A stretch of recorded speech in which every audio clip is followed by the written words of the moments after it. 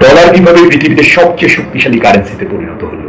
আমরা যদি দ্বিতীয় বিশ্বযুদ্ধের আগে যাই তাহলে দেখতে পাবো যে পৃথিবীতে প্রত্যেকটি দেশ তাদের মুদ্রা ব্যবস্থা পরিচালনা করত তাদের কাছে কি পরিমাণ স্বর্ণ মজুদ রয়েছে তার উপর ভিত্তি করে। 1939 সালে যখন দ্বিতীয় বিশ্বযুদ্ধ শুরু হলো, দেখা গেল প্রতিটি দেশ তাদের যুদ্ধ ব্যয়কে নির্বাহ করার জন্য তাদের কাছে গচ্ছিত স্বর্ণগুলোকে বিক্রি করে দিতে থাকে এবং যুক্তরাষ্ট্র সেই স্বর্ণগুলোকে ক্রয় করতে থাকে এবং 1944 সাল নাগাদ দেখা যায় যে পৃথিবীতে মোট যে পরিমাণ স্বর্ণ রয়েছে তার প্রায় 70% স্বর্ণ যুক্তরাষ্ট্রের রিজার্ভে রয়েছে, যুক্তরাষ্ট্রের কাছে মজুত করা রয়েছে। 1944 সালে 44টি দেশ ব্রিটন উডসে তখন একটি ঐতিহাসিক সম্মেলনে মিলিত হয়, যেটি ঐতিহাসিক ব্রিটন উডস সম্মেলন বলে পরিচিত, এবং সেই সম্মেলনে একটি যুগান্তকারী সিদ্ধান্ত নেওয়া হয়।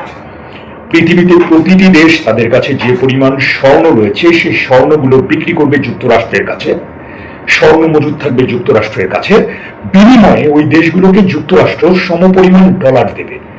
ডলারকে তখন বলা হয় ফিয়াট কারেন্সি, অর্থাৎ গোল্ড স্ট্যান্ডার্ড থাকলেও যুক্তরাষ্ট্রের কাছে থাকবে গোল্ড, ওই দেশগুলো গোল্ডের সমপরিমাণ ডলার তারা তাদের রিজার্ভে রাখবে।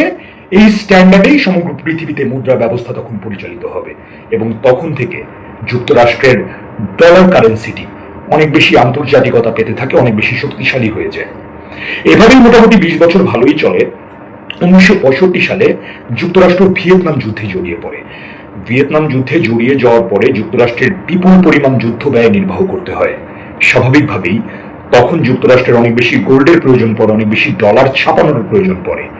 কিন্তু যেহেতু যুক্তরাষ্ট্র একটি যুদ্ধে জড়িয়ে পড়েছে, অনেক দেশেরই চক্ষুশূল হয়ে যায় যুক্তরাষ্ট্র, স্নায়ু যুদ্ধ চলে তখন স্বাভাবিকভাবেই ওই দেশগুলো যুক্তরাষ্ট্রের কাছে স্বর্ণ মজুদ রাখতে খুব বেশি আগ্রহী হয় না।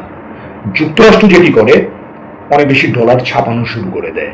স্বাভাবিকভাবেই ডলারের কিন্তু মুদ্রাস্ফীতি হতে থাকে এবং আগে একটি দেশের 1 গ্রাম স্বর্ণ কিনতে যে পরিমাণ ডলার লাগতো, ডলার বেশি ছাপানোর কারণে, ডলারের মুদ্রাস্ফীতি হয়ে যাওয়ার কারণে আরো বেশি ডলার লাগে ওই একই পরিমাণ স্বর্ণ কেনার জন্য।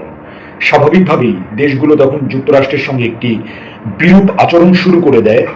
তখন 1971 সালে মার্কিন যুক্তরাষ্ট্রের তদানীন্তন প্রেসিডেন্ট রিচার্ড নিক্সন একটি ঘোষণা করে যে এখন থেকে ডলারের সঙ্গে আর স্বর্ণের কোনো সংযোগ থাকবে না, dollar will be free from gold, এবং তখন তারা নিজেদের ইচ্ছা মতো করে ডলার ছাপাতে থাকবে।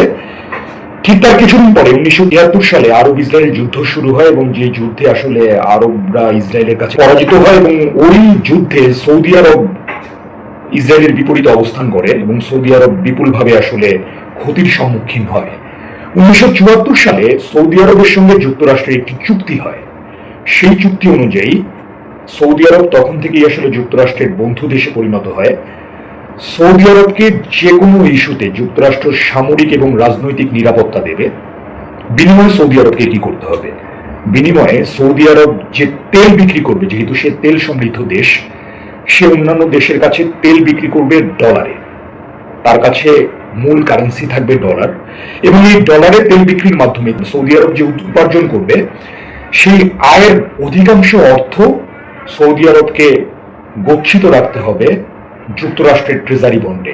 এতে করে যুক্তরাষ্ট্র তার বিনিয়োগকৃত অর্থ কিন্তু আবার নিজের দেশে ফেরত পেল এবং সমগ্র বিশ্বে তেল বাণিজ্যের অন্যতম বৃহৎ মাধ্যম হয়ে গেল তখন ডলার। এবং যেহেতু আধুনিক বাণিজ্যের ক্ষেত্রে তেলের কোনো বিকল্প নেই, সেই থেকেই এই সিস্টেমটিকে বলা হয় পেট্রো ডলার সিস্টেম, এবং ডলারটি আসলে ফুলে ফেপে সমগ্র পৃথিবীতে রাজত্ব করতে থাকে। এই হচ্ছে গিয়ে ডলারের অনেক বেশি শক্তিশালী হয়ে যাওয়ার ঘটনা।